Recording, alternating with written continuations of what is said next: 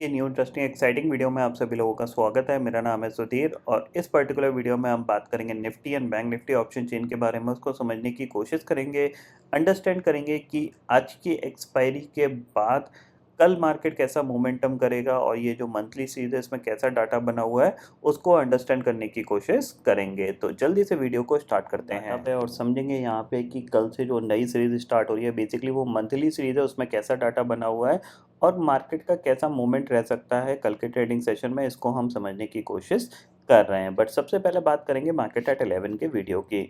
Market at 11 के video में मैंने आपको क्लियरली मना किया था कि आज ट्रेड मत करिएगा, अवॉइड करिएगा। उसके पीछे का रीज़न है कि market almost 300 point gap down खुला है। 300 पॉइंट गैप डाउन खुलने के बाद मार्केट में क्या होता है, जो प्रीमियम होते हैं ना वो बहुत तेज़ी से जंप करते हैं और उन प्रीमियम में फर्दर बढ़त आती नहीं है, वो धीरे धीरे डिके होते जाते हैं। बिकॉज ऑफ एक्सपायरी का डेटा यहाँ पे आपको तेज़ी से लॉस हो सकता है। दूसरी चीज़ है कि हमेशा एक गैप डाउन में क्या होता है, जो गैप डाउन होता है इसमें रिकवरी बहुत फास्ट आती है, ठीक है ना, बट फर्दर सेलिंग बहुत स्लो आती है। और रिकवरी के चांसेस कब बनते हैं, जब 16,000 के ऊपर निफ्टी निकलता। तो 16,000 के ऊपर तो निफ्टी निकला नहीं जो हम रिकवरी के लिए प्ले करें, बट ये डे लो तोड़ के नीचे की तरफ ये चला गया था। बट देख रहे हो आप कितना स्लोली धीरे धीरे धीरे धीरे धीरे इसमें ऐसी जो गिरावट में जो प्रीमियम्स होते हैं ना वो बिल्कुल जंप नहीं करते। अगर आप देखोगे 15,800 की अगर आप पुट देखोगे तो मॉर्निंग में वो ऑलमोस्ट 40 के आसपास खुली थी। पूरे दिन उसने अपना हाई भी नहीं निकाला, जबकि निफ्टी कहाँ से 15,950-60 के लेवल से इसने जो लो बना दिया था अराउंड आपका 15,780 के करीब का लो बना दिया था। तो इसीलिए मैंने आज का ट्रेडिंग सेशन आपको अवॉइड करने के लिए बोला था। सेम चीज़ बैंक निफ्टी में हुई। बैंक निफ्टी में भी आपको यहाँ पे मैंने अवॉइड के लिए ही बोला था, क्योंकि यहाँ पे भी क्या है कि ये नीचे 32,200-300 के रेंज में सपोर्ट लेगा तो गिरने की जगह है नहीं। तो जाहिर सी बात है, जब गिरने की जगह है नहीं तो हम क्यों अनवांटेड रिस्क लेके ट्रेड करें, क्योंकि एक्सपायरी का डे है। ऊपर के प्रीमियम पहले से ही घट गए, यानी कॉल के प्रीमियम बहुत तेज़ी से गिर गए, आप उनको सेल नहीं कर सकते हो। पुट के प्रीमियम ऑलरेडी इतने जंप हो गए, आप उनको बाय नहीं कर सकते। और मैं जो वीडियो बनाता हूँ उसमें ज़्यादातर पॉइंट ऑफ व्यू जो लेके चलते हैं वो बाय साइड का लेके चलते हैं, ना कि सेल साइड का, ठीक है। क्योंकि सेलिंग के लिए एक डिफरेंट माइंडसेट होता है और उसमें आपके स्टॉप लॉस वगैरह सारी चीज़ें फिक्स होती हैं।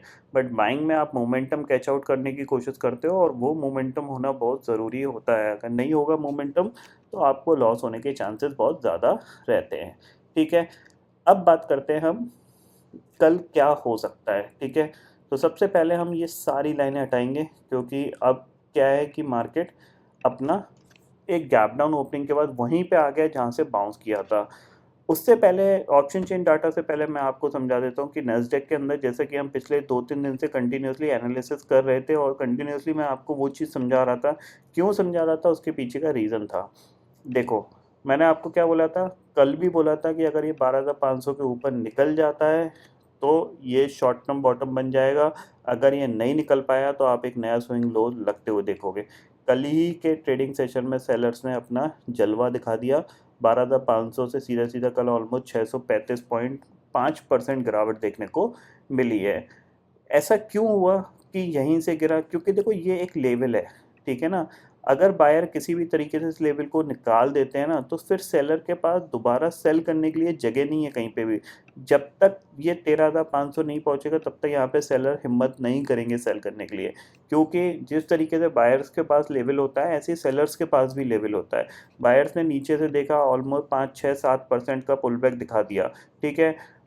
सेलर को लगा कि ये पुलबैक काफ़ी अच्छा हो गया है, चलो अब सेलिंग अपॉर्चुनिटी ढूँढते हैं और सेल करते हैं, तो उन्होंने एक ही दिन में उतना गिरा दिया। सेम चीज़ यहाँ पे बायर भी कर सकते हैं कभी भी, कि वो इतना ये दोबारा से उछाल देंगे। जैसे आपने यहाँ पे देखा करीब-करीब 4% का मूवमेंट हुआ था, सेम चीज़ वो यहाँ पे भी हो सकती है, ठीक है ना? बट जो एक ट्रेंड है, जो लोअर हाई, लोअर लो का जो फॉर्मेशन है, वो अभी भी कंटिन्यू है। वो कब ब्रेक होगा, जब नैस्डैक 12,500 के ऊपर क्लोज़ होगा, ठीक है ना? तभी हमारा ट्रेंड चेंज होगा, हम ये कह सकते हैं।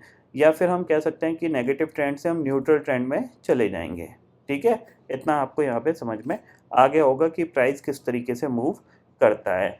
अब बात कर लेते हैं अपने मार्केट की, ठीक है? तो सबसे पहले ऑप्शन चेन डाटा में चलते हैं। मंथली सीरीज़ है, ज़ाहिर-सी बात है।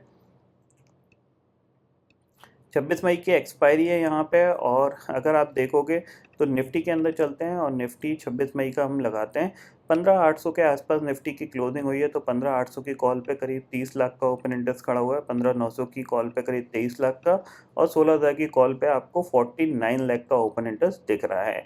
15,800 की पुट की बात करते हैं, 40 लाख का ओपन इंटरेस्ट है ऑलमोस्ट, और 16,000 की पुट पे भी करीब 43 लाख का ओपन इंटरेस्ट दिख रहा है। 15,500 आपके लिए एक स्ट्रॉन्ग सपोर्ट का काम करेगा, क्योंकि यहाँ पे करीब करीब 40 लाख का ओपन इंटरेस्ट खड़ा हुआ है पुट साइड पे, और कॉल राइटिंग में नीचे अभी कॉल राइटिंग शिफ्ट नहीं हुई है। अगर 15,700 पे भी हमें कॉल राइटर शिफ्ट होते हुए दिखाई देते हैं, यहाँ पे करीब मान लीजिए 25 लाख 30 लाख का ओपन इंटरेस्ट ऐड होना स्टार्ट होता है, तो फिर हम कह सकते हैं एक नया स्विंग 15,650 का हम बनाने के लिए तैयार हो जाएंगे। फिर अराउंड आपको 150 से 200 पॉइंट का करेक्शन यहाँ पे देखने को मिल सकता है, या सेलिंग देखने को मिल सकती है। ऊपर रेजिस्टेंस के तौर पे 15,970 980 का जो जोन है वो एक रेजिस्टेंस के तौर पे कामकाज करेगा। यानी आप 16,000 के ऊपर जब तक नहीं निकलते तब तक यहाँ पे बाइंग की बातें नहीं करेंगे। 16,000 के ऊपर ही हम बाय करेंगे, अदरवाइज यहाँ पे सेलिंग अपॉर्चुनिटी ही हम ढूंढेंगे। इतना क्लियरली हमें ऑप्शन चेन डाटा में समझ में आ रहा है। ठीक है, अब चलते हैं चार्ट पे और चार्ट को अंडरस्टैंड करते हैं कि निफ्टी का चार्ट कैसा दिख रहा है। तो सबसे पहले यहाँ पे निफ्टी का चार्ट 15 मिनट के टाइम फ्रेम में लगा देता हूँ मैं। ठीक है, एक बार इसको रिफ्रेश किया, 15 मिनट टाइम फ्रेम में ये चार्ट लग गया है, और आपके पास सीधा सीधा इंपॉर्टेंट लेवल है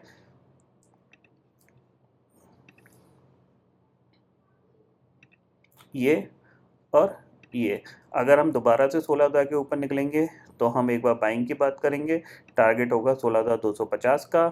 और अगर हम 15,750 के नीचे गए तो फिर एक नया स्विंग लो बनाने के लिए, या फिर हम 15,500 के लिए यहाँ पे खुलते हुए दिखाई देंगे। इवन 15,650 के आसपास का जो नया स्विंग लो बनेगा वो यहाँ पे बनेगा। तो समझ लीजिए आप 15,750 के नीचे आप एक बार सेल करके काम कर सकते हो, करीब 100 पॉइंट का टारगेट आपको मिल सकता है। क्योंकि ये जो स्विंग लो है, ये वाला जो लो है, ये अराउंड आपका जो है वो है ये 15,670 का। ठीक है ना, आपको ये टारगेट यहाँ पे देखने को मिल सकता है अगर ये यहाँ से कंटिन्यूस होता है। अगर ये फ्लैट ओपनिंग खुलती है तो डेफिनेटली ये कंटिन्यू करने की कोशिश करेगा। तो ये आपका पहला टारगेट होगा, और दूसरा टारगेट आपके पास है 15,600 का। ये चीज़ आप क्लियरली समझ लीजिए। जब तक 16,000 के ऊपर नहीं निकलेगा तब तक हम बाइंग की बातें नहीं करेंगे। ठीक है, इतना आपको समझ में आ गया होगा। अगर ये बड़ा गैप डाउन ओपन हो जाता है दोबारा से, मान लो 200 पॉइंट 300 पॉइंट का गैप डाउन ओपनिंग हो जाता है, तो फिर हम काम नहीं करेंगे, क्योंकि वॉलेटिलिटी फिर और ज़्यादा बढ़ती हुई दिखाई देगी। तो फिर वहाँ पे रिस्क फैक्टर जो है वो और ज़्यादा बढ़ जाता है। तो बड़े गैप डाउन के केस में हम ट्रेडिंग अवॉइड करेंगे, या फिर प्राइस एक्शन बनने का वेट करेंगे। ठीक है, इतना आपको यहाँ पे समझ में आ गया होगा। बात करें बैंक निफ्टी की, तो बैंक निफ्टी के लिए 15 मिनट का टाइम फ्रेम का चार्ट लगाते हैं। ठीक है, तो यहाँ पे अगर बैंक निफ्टी में देखोगे तो बैंक निफ्टी के लिए भी सेम लेवल आपके लिए इंपॉर्टेंट है, 33,000। 33,000 टूटता है तो नेक्स्ट टारगेट जो होगा आपका होगा 32,500 और 32,000 का।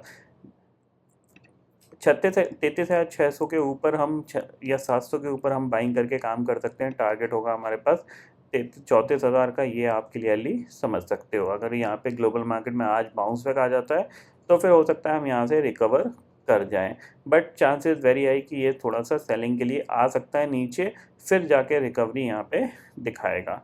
इतना आपको यहाँ पे क्लियरली समझ में आ रहा होगा। अगर डे चार्ट पे देखेंगे तो नया बैंक निफ्टी का जो स्विंग लो है वो आपका अराउंड आ रहा है 32,160 के करीब का ये।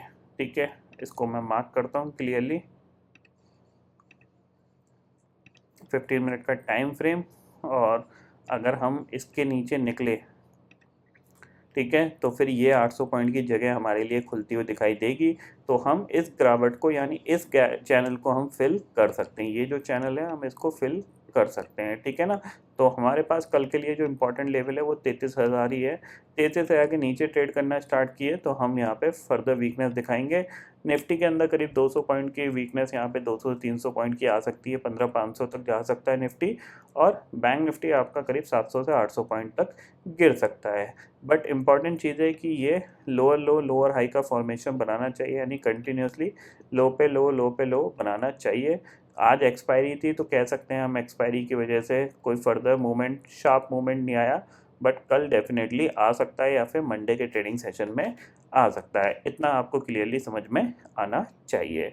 ग्लोबल मार्केट की बात करें तो करेंटली देख लेते हैं कैसा कामकाज कर रहे हैं। तो यहाँ पे इंडेक्सेस फ्यूचर्स में चलते हैं। करीब 388 पॉइंट यहाँ पे डाउ फ्यूचर नेगेटिव कामकाज कर रहा है। नैस्डैक फ्यूचर करीब 164 पॉइंट नेगेटिव कामकाज कर रहा है। यूरोपियन मार्केट भी करीब 2-2% नेगेटिव कामकाज कर रहे हैं। तो बिकॉज ऑफ इन्फ्लेशन के चलते जैसे इन्फ्लेशन में जंप आता है, महंगाई बढ़ती हुई दिखाई देती है, यूएस मार्केट इतनी तेज़ी से गिरते हैं। अब देखते हैं यहाँ पे जो रेट ऑफ इंटरेस्ट हाइक होने जा रहे हैं वो कितना इस चीज़ को कंट्रोल करेंगे। तो थोड़ी सी वॉलेटिलिटी कह सकते हैं कि आगे आने वाले ट्रेडिंग सेशन में और बढ़ती हुई दिखाई देगी, क्योंकि ऑलमोस्ट 4 से लेकर 6 तारीख के आसपास यहाँ पे इंटरेस्ट रेट हाइक का जो नई फेड की मीटिंग है या फिर आरबीआई की मीटिंग है वो होती हुई दिखाई देगी। तो वहाँ पे मार्केट थोड़ा सा और वॉलेटाइल हो सकता है। तो ये सारे पर्टिकुलर पॉइंट आपको यहाँ पे दिमाग में रख के ट्रेड करना है। तो आई होप दोस्तों ये पर्टिकुलर डाटा आपको समझ में आ गया होगा। दोस्तों फिलहाल इस वीडियो में इतना ही है। आई होप ये वीडियो आपको पसंद आएगा। वीडियो पसंद आता है तो लाइक और शेयर ज़रूर करिएगा और चैनल को जो सब्सक्राइब कर लीजिए, क्योंकि मैं सुधीर लेके आता रहूँगा हर दिन आपके लिए नए नए वीडियो। इसी के साथ शुक्रिया दोस्तों। जय हिंद।